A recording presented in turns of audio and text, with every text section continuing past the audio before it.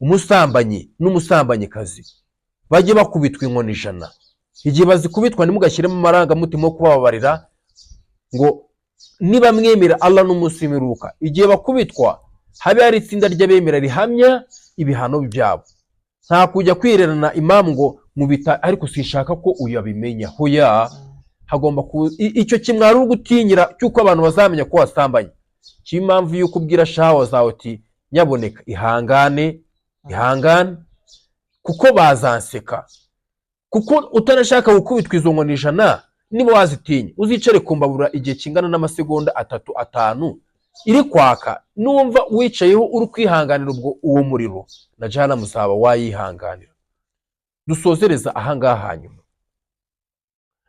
Uwiteka subhanahu wa ta'ala agaragaza yuko tugomba gufasha abantu bakava muri zina.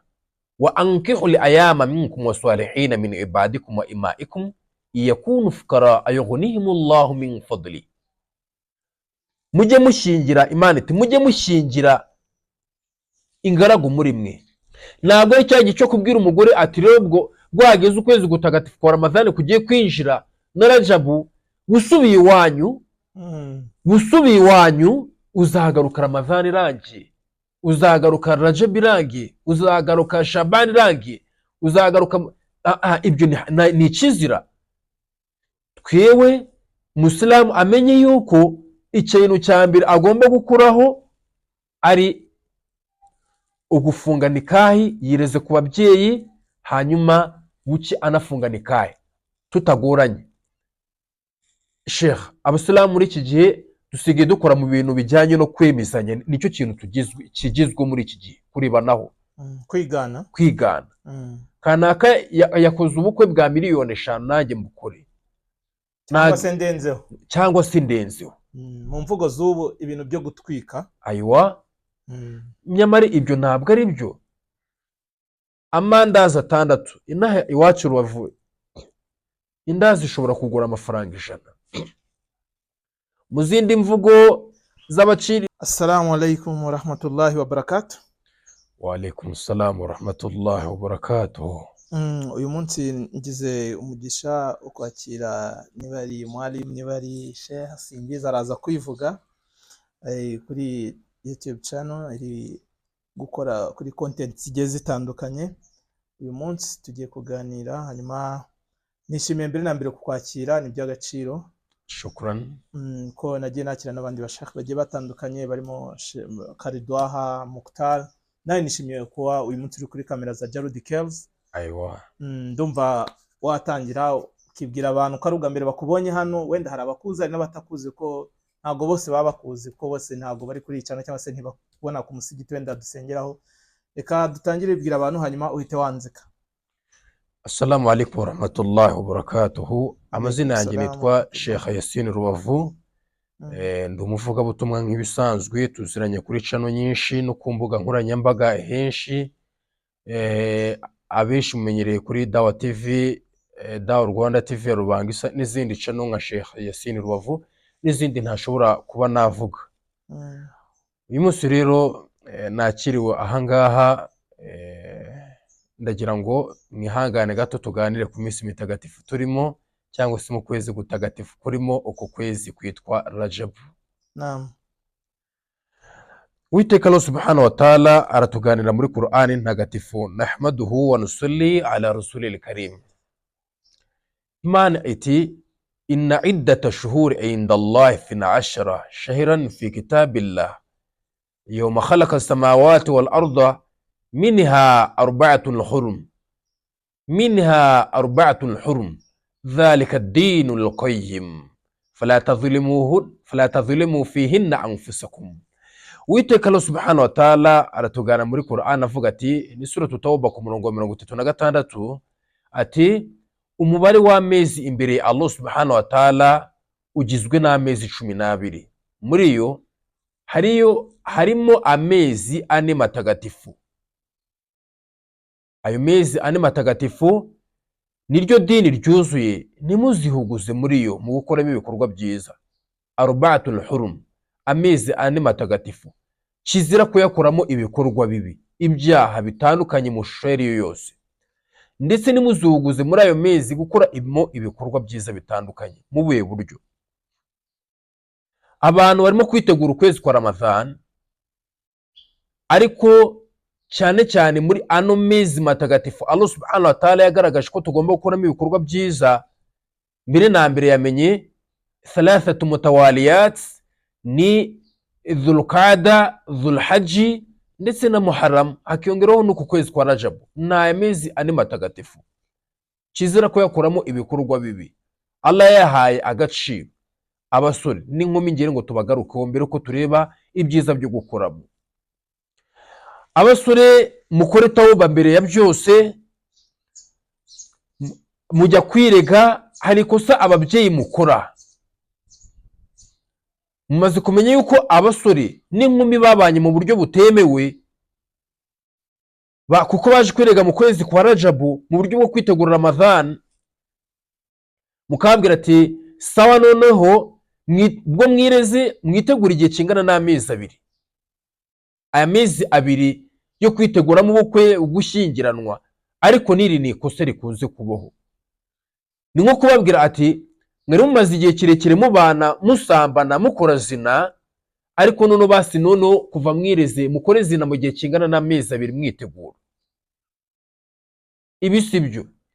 Umusilamu yagakwiye kwitegura kujya kwirega ku babyeyi ko yabanye n'umugore mu buryo butemewe, ari buze no guhita afunga nikahe ako kanya, ajya kuri Baitul Mal agatanga biriya bihumbi 30 n'amafaranga 500 bishyura, bagahita bamwereza fomu akuzuza.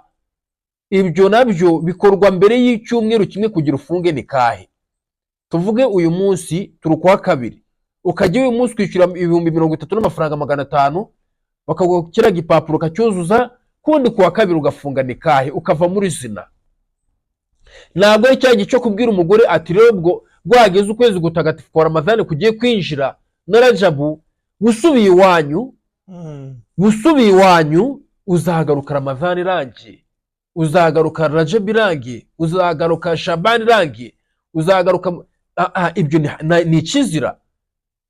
Twewe Musilamu amenye yuko ikintu cya mbere agomba gukuraho ari ugufunga nikahi, yireze ku babyeyi, hanyuma buke anafunga nikahi tutagoranye. Sheikh, abasilamu muri iki gihe dusigaye dukora mu bintu bijyanye no kwemezanya, nicyo kintu kigizwe muri iki gihe, kurebanaho, kwigana. Kanaka yakoze ubukwe bwa miliyoni 5, nanjye mbukore, cyangwa se ndenzeho. Mu mvugo z'ubu ibintu byo gutwika. Aywa. Nyamara ibyo ntabwo ari byo. Amandazi 6 inaha iwacu Rubavu, indazi ishobora kugura amafaranga 100. Mu zindi mvugo z'ibyiciro biri hasi biciriritse ariko bishimishijwe n'ubuzima bubayemo, ngo ni denjega, indazi ya 200 basi. Indazi 6 na telemusi y'icyayi bishobora gufunga nikahe. Ni abantu 6 barya izo ndazi 6, telemusi y'icyayi bakayinywa, bagafunga nikahe mu buryo bworoheje. Ariko uri n'umukene, kuri Baitul Mal hari liste y'abantu bishoboye n'abatishoboye, tukamenya ngo uyu niyishoboye, turi buze kubigeza mu karere baduhereza ubushobozi bwo kugusaruriza amafaranga, tugufungishe nikahi uve mu buryo bwa zina. Dusozereza ahangaha rero. Imana itugaragariza ko tugomba kwita kuri bagenzi bacu, ariko nanone waguye mu cyaha cya zina. Iki cyaha cya zina waguyemo cyo kubana n'umukobwa mu buryo butemewe, Imamu birumvikana ko zagukubita inkoni 100. Izi nkoni 100 zavuzwe na Allah subhanahu wa ta'ala. Ashobora kugukubita bikagiramo uburyo witaba Imana, bihuriranye n'igeno kadar. Banza usinyire Imamu uri bugukubita inkoni 100, urupapuro usinye, rwandiko narusinye ko nagukubita bikahurira n'igeno ko leta itazagumukurikirana kuko mufitanye mu nyandiko. Yarari kubahiriza amategeko ajyanye n'ukwemera kwe. Aywa. Hanyuma urwandike ku buryo nibaza no guperereza bazasanga kuko mwari mubiziranye muri kubahiriza sheria, ko biri muri Qur'ani, hanyuma aze agukubite inkoni 100. Imana iti azaniyatu wazani fajlidu kulla wahidin minhuma 100 jalida wala ta'khudhukum bihima ra'fatun fi dinillahi in kuntum tu'minuna billahi wal yawmil akhir wala yashhadu 'adhabahuma ta'ifatun minal mu'minin. Umusambanyi n'umusambanyikazi bajye bakubitwa inkoni 100. Igihe bazikubitwa ntimugashyiremo amarangamutima yo kubabarira ngo niba mwemera Allah n'umunsi w'imperuka. Igihe bakubitwa habe hari itsinda ry'abemera rihamya ibihano byabo. Nta kujya kwirerana imamu ngo mubita ariko sishaka ko uyu abimenya. Hoya, hagomba icyo kimwari ugutinyira cyuko abantu bazamenya ko wasambanye. Cy'impamvu yuko ubwira shawa zawe uti nyaboneka ihangane kuko bazanseka. Kuko utanashaka gukubitwa izo nkoni 100, niba wazitinya uzicare kumbabura igihe kingana n'amasegonda 3-5 iri kwaka, numva wicayeho uri kwihanganira ubwo uwo muriro na jana musaba wayihanganira. Dusozereza ahangaha hanyuma. Uwiteka Allah subhanahu wa ta'ala agaragaza yuko tugomba gufasha abantu bakava muri zina. Wa ankihu li ayama minkum wasalihin min ibadikum wa imaikum yakunu fuqara ayughnihimullahu min fadli. Mujye mushingira, Imana iti mujye mushingira ingaragu muri mwe n'abagaragu banyu n'isano babandi bari hasi batishoboye ariko bafite imico myiza bakora ibikorwa byiza. Niba bari abakene Allah azabakungahaza mu ngabire ziwe. Kuko kurongora intumwa Imana iti man arada al-ghina falyatazawwaj, uzashaka ubukire azarongore. Turangirize hano. Bityo rero abantu muri ku kwezi kwa Rajab harimo gusiba ibikorwa byose bitandukanye, ariko ngiye nashaka kwibanda kuri iki ngiki cyazina cy'abantu babanye mu busambanyi n'ibindi. Batarasezeranye imbere y'Imana mu buryo bwemewe n'idini. Aywa. Wenda mbere ko tuva kuri isije hari utubazo tubiri nashakaga kukubaza. Naam. Umuntu aramutse wenda yari mu busambanyi ariko wenda akavuga ati sinifuza ko nanone iyi Ramadhani insiga muri iyo ngeso, agafata umwanzuro wo kuvuga ngo noneho ngewe ndihannye bidasubira, ngiye no guhita njya gufunga nikaye, sibyo? Aywa. Byaba ari ngombwa ko akubitwa n'ubundi za nkoni 100? Tabian. Yego, Umusilamu igihe agiye gukora tawba, agiye gushyingiranwa akava muri zina, akubitwa izi nkoni 100 kubera ko yari ari mu busambanyi nunage kwicuza, kubera ko naramuka atabikoze uyu muvumo w'ubusambanyi uzamukurikirana. Uyu muvumo w'ubusambanyi uzamukurikirana. Mithlan intumwa Imana iti ya ma'ashara nisa'i itakuzina fa inna fi situ khisalan, yemwe bantu mutinye ubusambanyi ko muri bwo bufite ingaruka zigera kuri 6: 3 fi dunya, 3 ku isi, wa 3 fil akhirah, 3 ku munsi w'imperuka. Amma allati fi dunya, ingaruka zo ku isi nizi: yadhhabu al-baha'u, nta muntu usambana uretse ko bimwambura umutako wo kwemera. Wa yu'lifu al-fuqara, ndetse bizungura n'ubukene kuri we.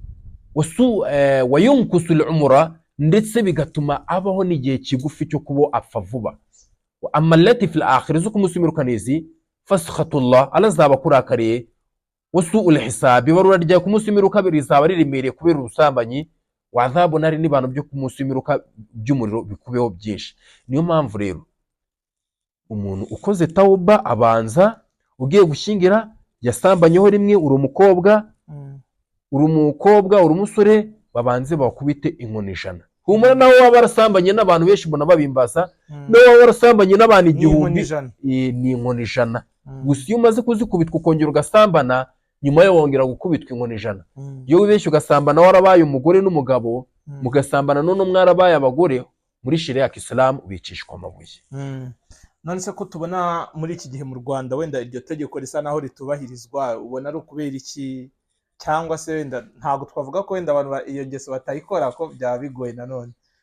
Ni ukubera iki mu Rwanda bidakorwa kuba abantu abasilamu mu Rwanda badakora iyo tawba yuzuye ngo bakubitwe n'izo nkoni? Iyo tawba abasilamu barayikora. Ikibazo kibamo ntabwo basobanukiwe. Umusilamu aramutse yandikiye urupapuro imamu akamusinyira, imamu yamukubita inkoni 100. yamukubita inkoni 100. Icyo abayimamu nabo baba batinya ni ukuvuga ati ese nimukubita agapfa atanyandikira urwandiko bizagenda gute, sinzafungwa kuko izo kesi zigenda zibaho. Mwandikira urupapuro hanyuma ugenda gukubite inkoni 100 nta kibazo, ibe yuzuye. Abantu babyumve ko kwicuza gusa ku munwa ugafata n'umwanzuro ko utazasubira ntusubire bidahagije, ahubwo haba hakenewe no kuba itegeko rigomba kubahirizwa ry'uko wasambanye izo nkoni 100 ukazikubitwa. Yego nibyo, kuko buri Islam ifite sheria. Iyi suratul Nur ayitangira ati suratul anzalnaha, iyi sura twarayimanuye tuyimanuramo amategeko yacu agomba kubahirizwa. Ni ukuvuga muri sheria buri yagiye ishyiraho, Islam yagiye ishyiraho ikosa n'ikintu cyaryo ngombwa kuri cyo. Umusilamu niba asambanye ari umukobwa cyangwa umusore akubitwa inkoni 100, uwibye ukamenya ngo acibwa akaboko. Izo sheria zirari mu gusa byemezwa na kadhi, umunyamategeko, ariko gukubitwa inkoni 100 imamu w'umusigiti icyo kibazo arakirangiza. Barahari barayikora.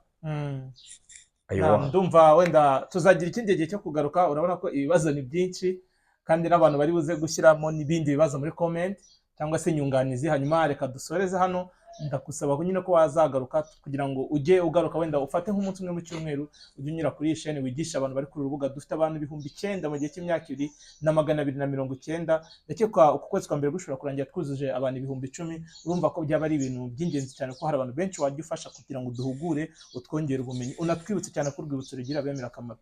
Aywa, nasallallahu salamata lafiya.